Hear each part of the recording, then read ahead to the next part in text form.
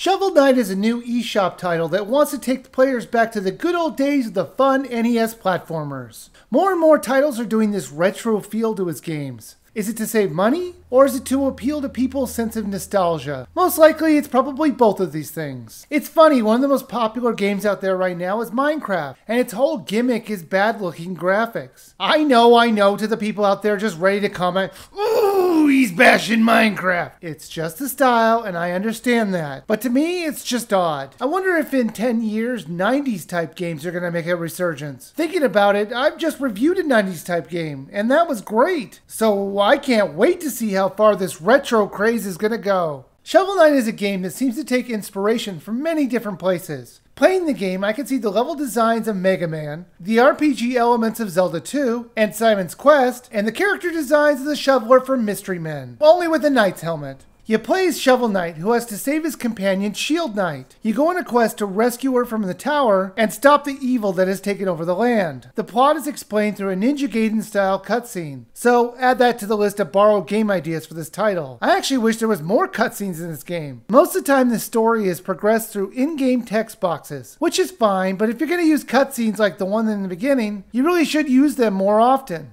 You travel through the map deciding where to go, much like Super Mario Bros. 3. Jeez, this list of borrowed ideas just keeps growing. What I liked was that the way the map was laid out. It was easy to understand what you needed to do and where you needed to go. To get to the next parts of the map, you're going to need to unlock the locks that are blocking the way. You do this by beating the other knights that are holding the keys. I liked how you could choose which person you were going to conquer first, as it gave the game a sense of freedom, even if that sense of freedom was just picking from a few locations. The level designs were different depending on the knight that you were tackling. Sometimes the place had like lava around it, or it might be up in the air. This is where I said it had kind of a Mega Man type level design, and that's not a bad thing. The levels were challenging, yet not impossible. There are plenty of checkpoints throughout the levels to help you with the difficulty level. However, if you're really brave, you could destroy the checkpoints for a bunch of gems. But that means if you die, you're going to go back to the last non-destroyed checkpoint. So if you think you're really good at this game, you have the option to get more money. So that was a cool little thing that I wasn't expecting. Now it does help that you basically have unlimited continues, but you're going to have to give up some money to return to life. The money that you lose is going to be waiting for you to pick it up in the place that you died. Unfortunately, if you die again before picking it up, all that money will be gone. You're going to need to keep as much money as you can in order to upgrade your armor, get new weapons, or other things that will aid you on your journey. Money is everywhere in this game, even hidden in secret walls, so you're going to be wanting to look out for places that look a bit out of place. There are plenty of ways to spend your money in this game, and I would suggest that you get your life up as quickly as possible, and buy a bottle of life regeneration. I found these invaluable throughout the adventure. The controls were fantastic. I love the precision jumping. That might sound a bit odd to say, but later in the game, precision jumping is going to be a necessity. Now you use your shovel to attack the enemies, plus you can use it to dig up dirts for gems and somehow pogo on it like Scrooge McDuck in the DuckTales game. I loved how you could completely change the controls to your playing style. I found the default controls a bit awkward to use, but a few tweaks later, the game played just great. There are a few extra things that you could do and places you could go if you don't want to just barrel through the main game. And some of these places are not accessible until you have the appropriate item. So you're going to want to come back to some places that you may have skipped over at first. Plus, there are music sheets you can find, which you could give to the musician of the town for money, and he'll also play you the songs that you've already given him. Shovel Knight is a fun, retro-themed game. It was very challenging, but never unfair. You will die a lot, and I mean a lot. But the only downside of that is losing money. So it wasn't really that much of a discouragement, so you're going to keep playing even though you're dying a lot. Graphically, it looked pretty good, for a retro game of course, and it controlled perfectly. The title is only $14.99, and I think that's the perfect price for it, and it's absolutely worth a buy.